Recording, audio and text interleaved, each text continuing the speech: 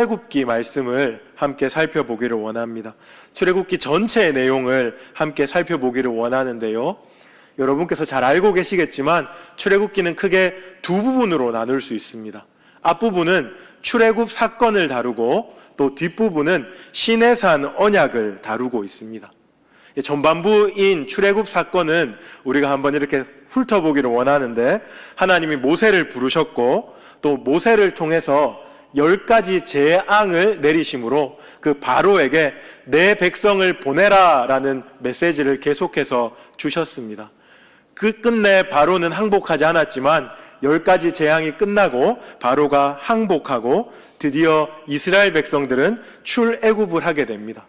출애굽하여 홍해를 건너서 시내산까지 이르는 그 사건을 저는 전반부 출애굽 사건이다 이렇게 정리해 볼 수 있습니다.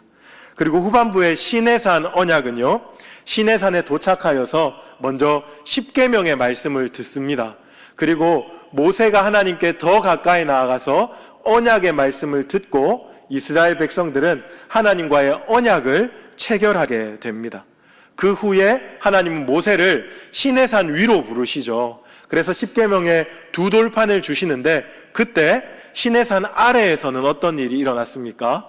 이스라엘 백성들이 금송아지를 만들어서 우상 숭배를 했습니다. 그러므로 처음 맺었던 하나님과의 언약이 깨어져 버렸습니다. 하나님께서는 진노하셨지만 용서하시고 다시 언약을 맺어주십니다. 그리고 출애굽기 제일 마지막에 보면 이제 성막을 지어라 해서 이스라엘 백성들은 성막을 짓고 그 성막에 하나님께서 임재하시는 것까지가 출애굽기 후반부 우리가 본 시내산 언약의 내용입니다. 여러분이 성경 통독을 많이 하셨다면 제가 요 정도만 이야기해도 출애굽기 1장부터 마지막까지 쭉 그림이 그려지실 겁니다. 어떻습니까? 그림이 좀 그려지시죠? 혹시 이것을 많이 못 읽어보신 분은 이번 주에 집에 가서 한번 첫 장부터 끝장까지 한번 통독해 보셨으면 좋겠습니다. 마침 우리가 새벽에도 지금 출애굽기 말씀을 듣고 있잖아요. 그래서 통독하시면 많은 유익이 있을 줄로 믿습니다. 오늘 저는 전체 내용을 한번 훑어드렸는데 이 전체를 꼼꼼하게 설명드릴 수는 없고 큰 주제를 하나 붙잡고 그 주제를 가지고 같이 말씀을 나누기 원합니다. 큰 주제는 제가 제목으로 드렸던 하나님의 주권적인 역사라는 주제입니다. 출애굽기를 관통하는 주제인데 하나님께서는 주권적으로 역사하신다라는 주제입니다. 이런 주제를 가지고 세 가지 소제목을 제가 뽑아보았습니다. 첫 번째는 모세와 바로를 부르시는 하나님의 주권적인 역사. 그리고 두 번째는요, 이스라엘 백성을 통해 출애굽 사건을 통해 홀로 영광 받으시는 하나님의 주권적인 역사. 그리고 세 번째는 이스라엘 백성을 세상 모든 민족과 구별하시는 하나님의 주권적인 역사. 뭐라고요? 모세와 바로를 부르시는 역사, 또한 하나님께서 홀로 영광 받으시는 역사. 세 번째는 이스라엘 백성을 모든 민족과 구별하시는 주권적인 역사. 이 세 가지 소제목으로 오늘 함께 말씀을 좀 나누기 원합니다. 먼저 모세와 바로를 부르시는 하나님의 주권적인 역사에 대해서 같이 한번 살펴보기를 원합니다. 하나님께서 모세를 부르셨습니다. 하나님께서 모세를 이스라엘의 구원자로 세우셨고 지도자로 세우셔서 이스라엘의 출애굽 사건을 하나님께서 이끌어 주셨습니다. 모세가 태어날 당시에 이집트의 그 배경은 굉장히 안 좋았습니다. 애굽의 바로가 히브리인들이 많이 번성하자 그들의 번성을 막기 위해서 히브리인 남아들은 태어나면 죽이라 라고 산파들에게 명령하였습니다. 모세는 태어날 때부터 당장 죽게 생겼으나 하나님의 그 주권적인 역사로 하나님은 모세를 살리셨지요. 갈대 상자에 태워서 어디로 인도하십니까? 바로의 딸, 공주에게로 인도하십니다. 그래서 모세는 바로의 딸의 아들, 즉 공주의 아들로 40평생을 살아가게 됩니다. 한 40살쯤 되었을 때 어떤 일이 일어납니까? 살인사건이 일어납니다. 모세가 살인을 저지르게 되는 거죠. 이 살인 사건 때문에 두려워한 모세는 이제 광야로 도망칩니다. 미디안 광야에서 모세는 양을 치면서 40년을 살았습니다. 그리고 80살이 되었을 때 하나님은 다시 모세를 찾아가서 부르십니다. 불이 붙었지만 타지 않는 떨기나무 가운데서 모세를 부르시는 사건, 여러분들은 기억하실 것입니다. 하나님은 그를 이스라엘 지도자로 부르셔서 그를 통하여 놀라운 이적을 일으키시면서 출애굽 사건을 일으키십니다. 우리가 어렸을 때 이제 성경 동화를 보았거나 아니면 쉽게 이집트 왕자 이런 데는 모세를 정말 국민적인 영웅으로 그려놓았죠. 모세를 주인공으로 그렸지만 사실 출애굽기의 주인공은 모세가 아니라 하나님이다 하는 것을 우리가 여기서 좀 기억할 수 있어야 하겠습니다. 하나님이 모세를 기르셨고 모세를 부르셨고 모세를 사용하셨습니다. 그런가 하면 우리가 바로를 부르시는 하나님에 대해서도 한번 기억해 볼 수 있어야 하겠습니다. 하나님은 바로를 부르셨는데 바로를 악역으로 부르셨습니다. 이렇게 말하면 어떤 사람은 궁금증을 제시합니다. 모세를 지도자로 부르셨다 하는 것은 이해가 되는데 하나님, 그 선하신 하나님께서 모세를 악역으로 부르셨다 하는 것은 이해가 안 된다. 하나님이 만약에 모세를 악역으로 부르셨다면 바로를 악역으로 부르셨다면 바로의 악함과 바로의 그 완고함은 하나님으로부터 나온 것인데, 그렇다면 하나님이 선하신데 그것이 가능한가? 또 바로가 너무 불쌍하지 않은가? 이런 이야기들을 할 수 있습니다. 이것에 대해서는 두 가지를 여러분들이 꼭 기억하셨으면 좋겠습니다. 첫 번째는 하나님께서는 주권자이다라는 사실입니다. 성경에 이렇게 말합니다. 하나님께서 내가 사랑할 자를 사랑하고 내가 미워할 자를 미워한다. 이것이 바로 하나님입니다. 인간과 같지가 않습니다. 하나님은 역사의 주관자이시고 주권자이라는 사실을 우리가 기억해야 합니다.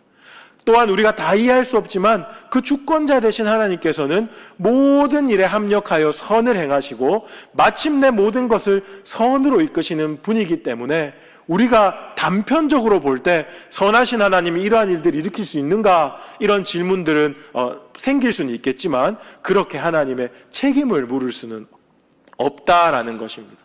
우리가 바로를 이해할 때도 이렇게 이해해야 되고, 오늘날 일어나는 전쟁, 아프간 사태 이런 거 있잖아요. 그리고 기근, 또 우리가 겪고 있는 코로나 이런 것도 이해할 때 하나님은 주권자 되신다. 우리가 다 이해할 수 없지만 하나님은 역사를 선한 방향으로 이끌어가고 계신다 하는 것을 신뢰할 수 있어야 하겠습니다. 그런가 하면 또 이러한 일들을 통해서 우리가 무엇을 기억할 수 있냐 하면요, 하나님께서 바로를 완악하게 하셨다고 해서 하나님께서 죄의 책임자가 아니다라는 것을 우리가 기억해야 합니다.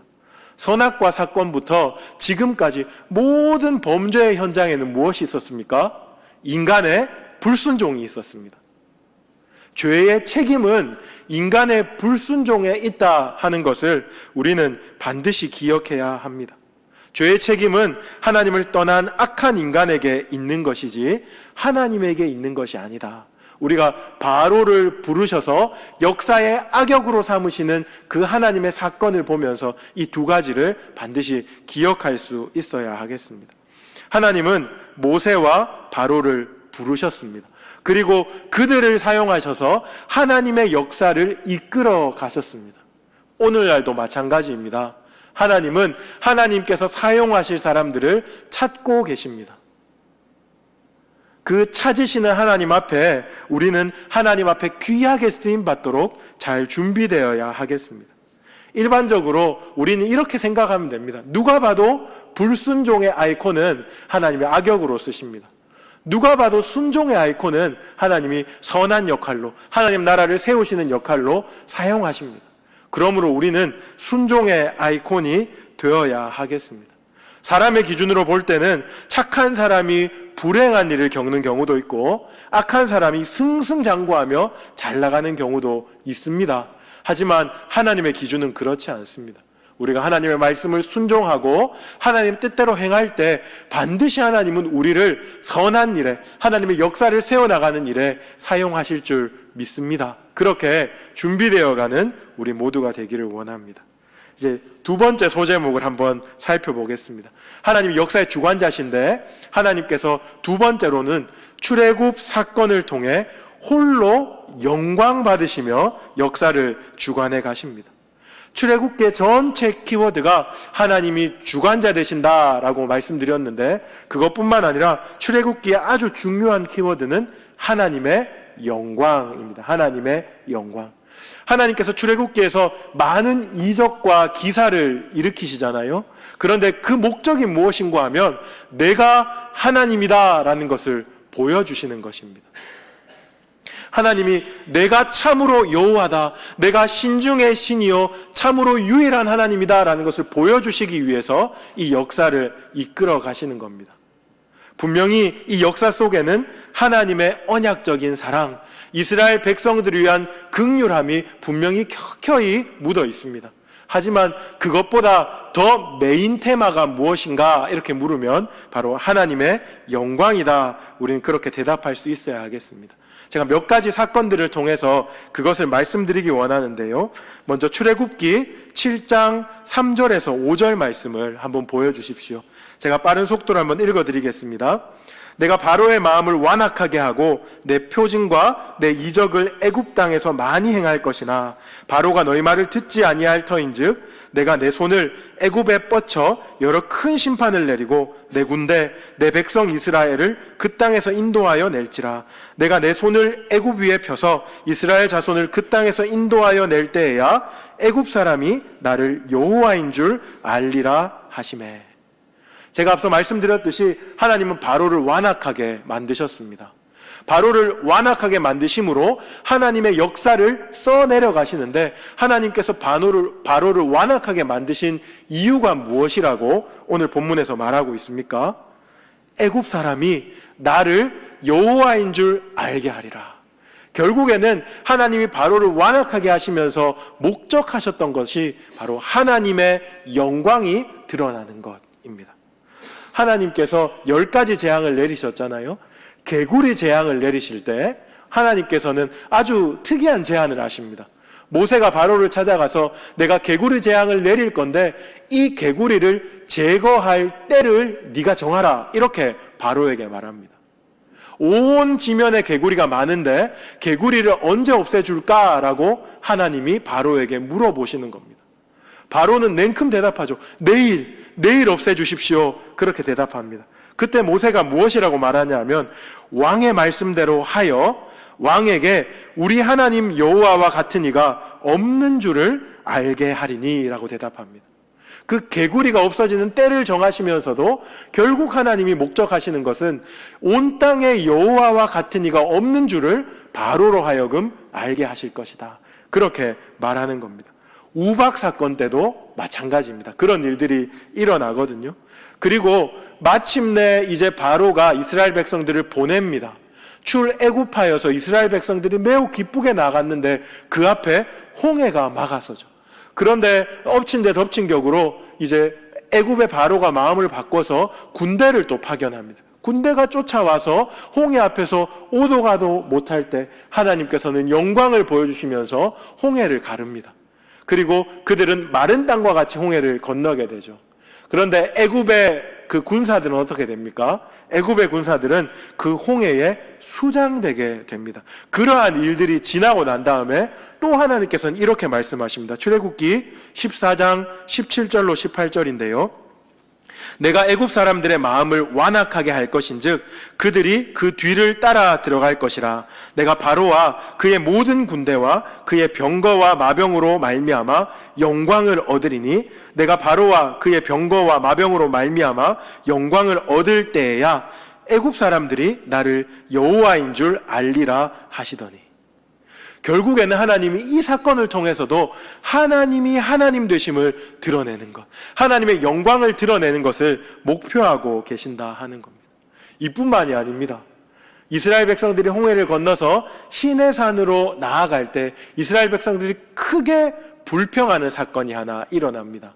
바로 만나와 메추라기를 둘러싼 사건인데요. 이스라엘 백성들이 광야에서 우리가 배가 고파서 죽겠습니다, 그렇게 말해요.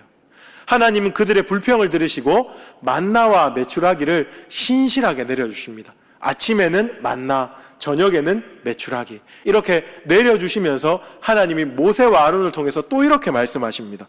출애굽기 16장 6절로 7절 말씀인데요. 모세와 아론이 온 이스라엘 자손에게 이르되 저녁이 되면 너희가 여호와께서 너희를 애굽 땅에서 인도하여 냈음을 알 것이요, 아침에는 너희가 여호와의 영광을 보리니 이는 여호와께서 너희가 자기를 향하여 원망함을 들으셨음이라. 이까지만 읽겠습니다.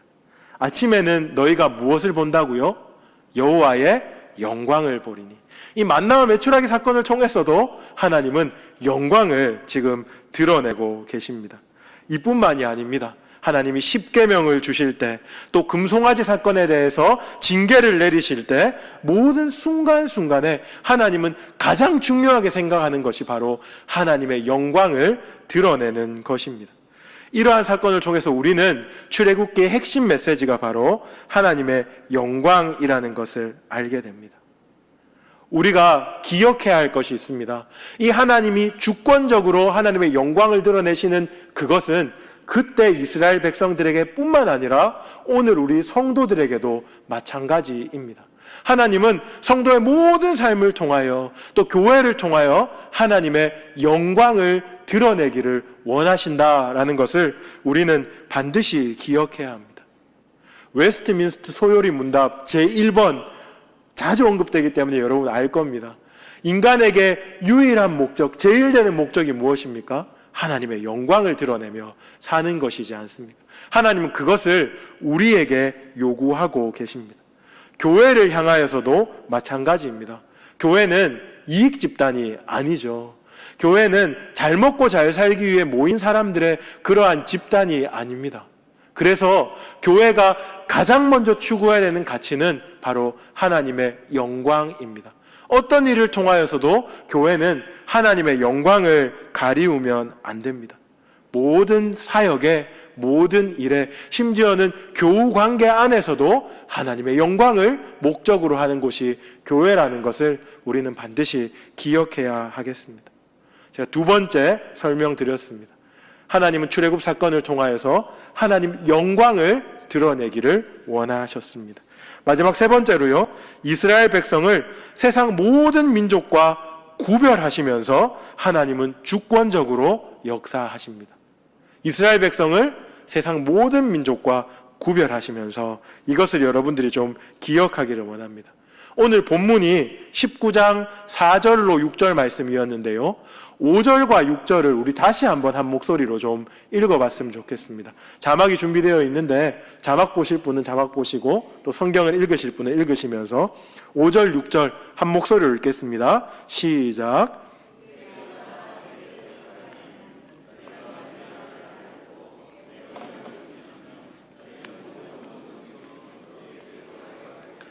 너희가 내게 대하여 제사장 나라가 되며 거룩한 백성이 되리라. 너는 이 말을 이스라엘 자손에게 전할지니라. 하나님은 이스라엘 백성들을 주권적으로 선택하셨습니다. 그리고 그들을 열방의 제사장 나라로 세우기를 원하셨습니다. 그래서 출애굽한 다음에 이들을 어디로 인도하십니까? 이들을 시내산으로 인도하십니다. 그 시내산에서 너희는 제사장 나라야 이렇게 선포하고 끝나는 것이 아니고, 시내산에서 이제 그들이 제사장 나라답게 하나님께 선택된 백성답게 살아갈 수 있는 법과 질서, 윤리를 주십니다. 너희는 이제 제사장 나라로서 하나님의 백성으로 이렇게 살아야 돼 하고 주시는 것이 십계명이고 언약이고 율법이고 제사제도, 성막제도 뭐 이런 겁니다. 이런 것들을 통해서 하나님은 이스라엘 백성들을 열방의 이방 나라와 구별하기를 원하셨습니다.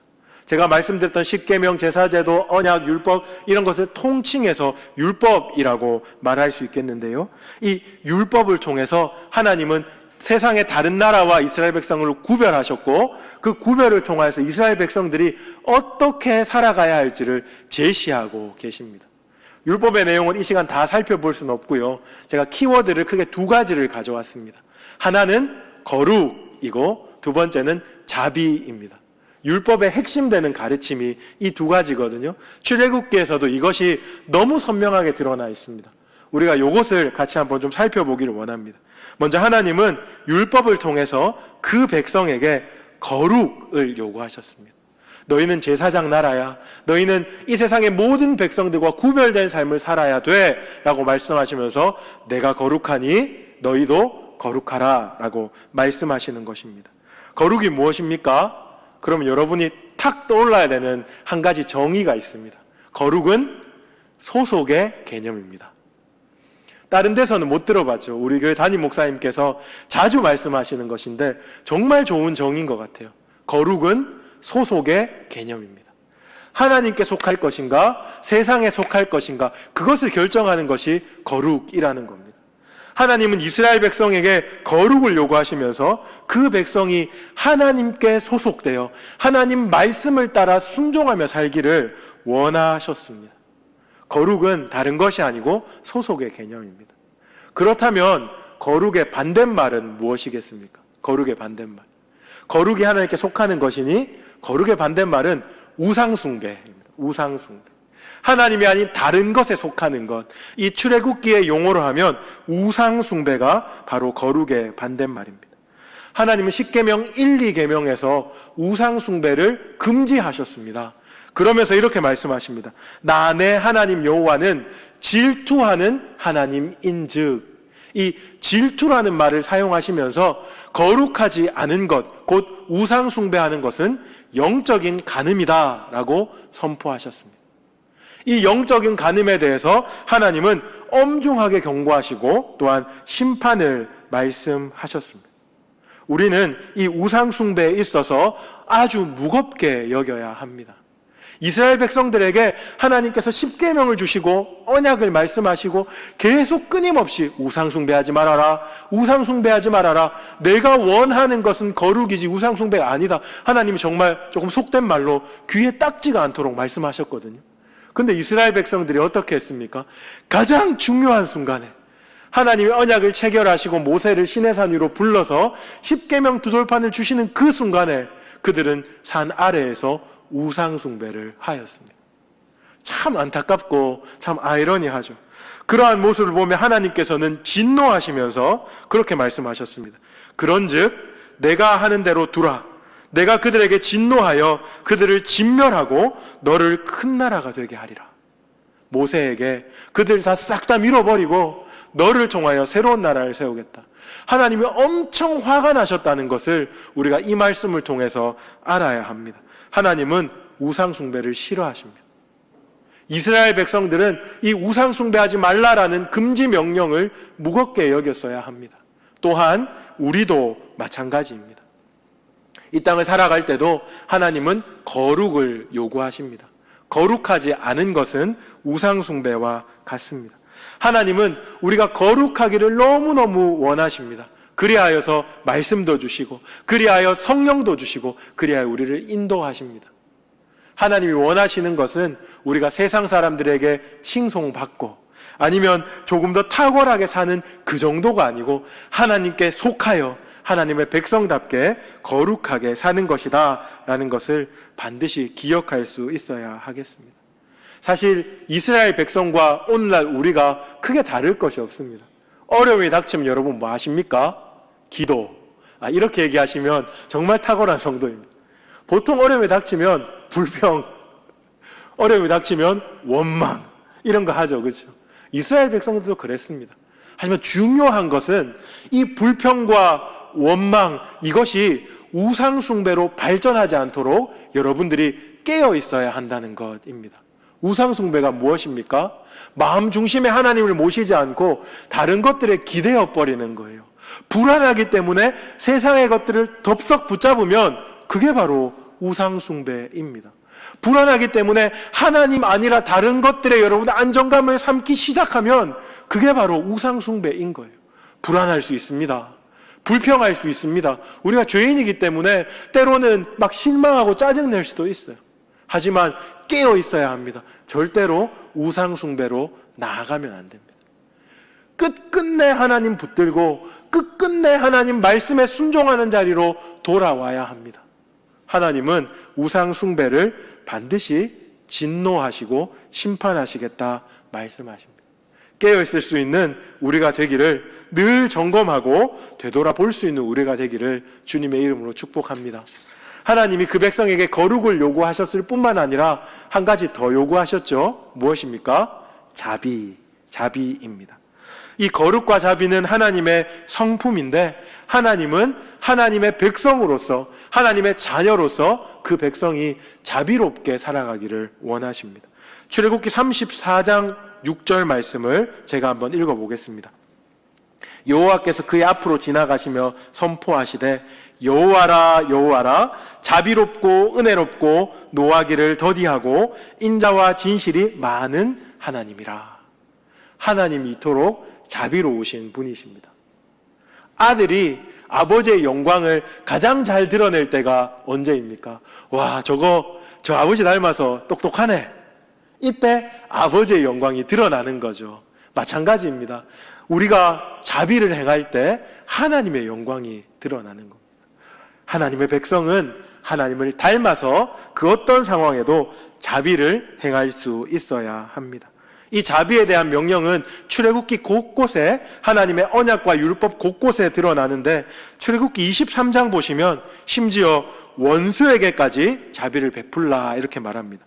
23장 5절입니다. 자막이 준비되어 있을 텐데요, 제가 한번 읽어드릴게요.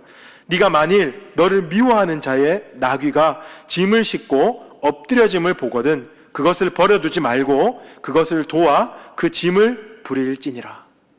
미워하는 자의 나귀가 지금 엎어져 있는 거예요. 우리는 지나가면서 꽃이다 그렇게 하고 지나갈지 모르겠습니다. 하지만 하나님께서는 그렇게 말합니다. 그것을 버려두지 말고 도와 그 짐을 부릴지니라. 여러분, 이런 말씀 들으면 무엇이 생각납니까? 우리 구주 이 땅에 계실 때 하셨던 말씀 생각납니다. 너의 원수를 사랑하며 너를 미워하는 자를 선대하라. 이것은 우리 구주의 가르침입니다. 행해도 되고 행하지 말아도 되는 그런 가르침이 아니고, 아이고 예수님은 탁월하시니까 원수를 사랑하지만 우리는 할 수 없습니다, 그렇게 말해서 안 되는 그런 하나님의 명령, 예수님의 계명입니다. 그런데 우리의 실제 삶에서 그것이 가능합니까? 원수 아니라 이웃을 사랑하는 것도 너무너무 어려운데 어떻게 원수를 사랑합니까? 그래서 하나님이 예수를 이 땅에 보내주셨습니다. 그분이 십자가를 지고 우리의 모든 죄를 사하시고 죽으셨습니다. 뿐만 아니라 예수 그리스도의 영이신 성령이 우리 가운데 임재하여 주셔서 우리 마음에 신적인 자비를 불러일으켜 주시는 겁니다. 그것을 의지하면서 우리는 잘 되지 않지만 포기하지 않고 끝없이 하나님을 닮아 자비를 행하면서 살아갈 수 있어야 하겠습니다. 그것이 구별된 삶입니다. 지금까지 저는 구별된 삶을 거룩과 자비라는 이 키워드로 말씀드렸습니다. 근데 이 거룩과 자비를 조금 더 확대하면 거룩은 하나님 사랑, 자비는 이웃 사랑, 이렇게 우리가 정리해 볼 수 있겠습니다. 하나님은 이스라엘의 출애굽한 그 백성, 출애굽한 이스라엘 백성에게 하나님 백성의 구별된 삶의 방식을 알려주셨습니다. 하나님을 사랑하고 이웃을 사랑하는 그 삶의 방식입니다. 구원받은 우리에게도 마찬가지로 요구하고 계십니다. 성도는 하나님이 우리를 성도로 부르셨을 때는 단지 우리의 욕심을 채우기 위해서 부르신 것이 아닙니다. 참된 행복의 삶을 살아가라, 그것 참 맞는 말이지만 참된 행복의 삶이 세상 사람들이 말하는 그 행복의 총합이다, 이렇게 우리가 착각하면 안 됩니다. 예수 잘 믿으면 자녀 잘 되고 남편 착하고 아내 아름답고 뭐 이런 것들 다 합친 게 예수 잘 믿는 복이다, 이렇게 우리가 오해하면 안 됩니다. 하나님이 예수 잘 믿는 복으로 우리에게 허락하신 것은 하나님을 사랑하고 이웃을 사랑하는 그러한 삶입니다. 세상 사람들은 꿈도 못 꾸는 거룩과 자비를 행하며 살아가는 삶입니다. 그때 우리 가운데 참으로 복된 일이 일어나는데 우리 같은 자가, 우리 같이 죄인 된 자가 무엇하며 살아갈 수 있습니까? 하나님의 영광을 드러내며 살아갈 수 있는 그 놀라운 복을 우리에게 허락하시는 것입니다. 이렇게 살 때 우리가 참된 복이 무엇인지, 참된 은혜가 무엇인지 제대로 경험하면서 살아갈 수 있게 됩니다. 말씀을 마무리하겠습니다. 오늘은 출애굽기 하나님의 주권적인 역사, 이런 제목으로 같이 말씀을 살펴보았습니다. 출애굽기를 관통하는 개념이 하나님의 주권적인 역사라고 말씀드렸죠. 하나님은 하나님의 사람들을 부르십니다. 부르셔서 사용합니다. 하나님 역사를 주관하시면서 목표하시는 것이 바로 하나님의 영광입니다. 하나님의 영광이 드러나는 그 자리가 가장 복된 자리라는 것을 여러분들이 믿으실 수 있기를 바랍니다. 하나님이 하나님의 백성을 구별하셨습니다. 구별하심으로 어떻게 살기를 원하십니까? 거룩하고 자비로운 삶을 살아가기를 원하십니다. 이것이 참된 복이며 참된 살이라는 것을 우리는 반드시 기억해야 합니다. 세상 사람들은 그렇게 얘기합니다. 그게 무슨 복이고 그게 무슨 참된 살이고 들어보니까 답답하고 막막하다, 그렇게 말하기도 합니다. 하지만 우리는 알고 있습니다. 이것이 참된 자유라는 것을. 출애굽기에 참 어리석은 이스라엘 백성들의 불평이 나오는데요, 그들이 만나와 메추라기 그것을 하나님께 요구하면서, 먹을 것을 요구하면서 이렇습니다. 우리가 애굽에 고기 가마 옆에 있을 때는 배가 불렀는데 지금은 줄여 죽는도다, 그렇게 얘기합니다. 애굽의 고기 가마가 부럽습니까? 그때는 배가 불렀을지는 모르겠지만 참된 자유가 없던 그러한 상황입니다. 하지만 주 안에서 우리는 자유를 얻었습니다. 이제 자유민이 되었기 때문에 환애굽의 욕망을 여러분들 버리고 출애굽 백성으로 하나님 백성답게 전혀 새롭게 요구되어지는 그 행복의 기준과 삶의 가치를 가지고 하나님 나라를 세워내는 그런 거룩한 백성으로 살 수 있기를 주님의 이름으로 축복합니다. 아멘. 들었던